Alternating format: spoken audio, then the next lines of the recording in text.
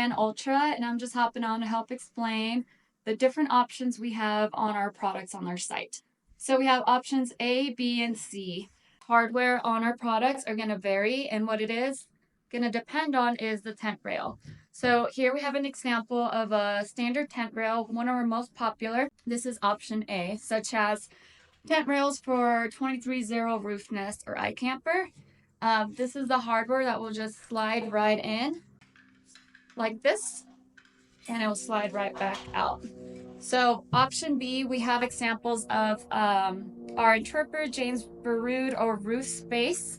Here we have an example of option B. This one just slides right in as well, like that. Slide that back out. Option C, here we have an extrusion sample of our Inspired Overland or Bush Company tent rails. This one will slide right in like this, like that, and then we'll just slide right back up. So to select the right option, first check the geometry of your tent rail and check out the images we have. Second, you can check the compatibility matrix on the bottom of the page. And third, you can also just give us a call or send us a message and we'll be happy to help. So if you order one of these, this is what you're gonna get. You're gonna wanna open it by sliding this sleeve right off and then opening the box. Let me show you what's inside. What you're gonna do, what you're gonna have is you're gonna get some stickers, an instruction manual, and then 4 mounts.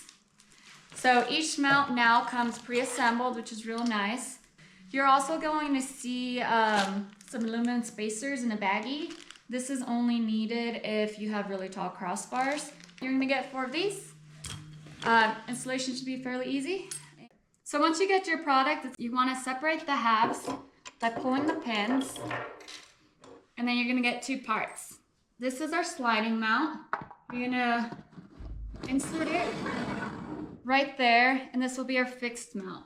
So this is gonna be the one that you are going to wanna butt up against your crossbar. You're gonna then get your 13mm deep socket ratchet and tighten the spot, tighten this mount right where you want it. Make sure it's parallel. There we go. And then once you get your crossbar in order to adjust the width of your threaded rod here, you're just either gonna twist it one way or the other to either shorten it or lengthen it. And once you've got that, pretty simple, you just then insert your clevis and then your cotter pin.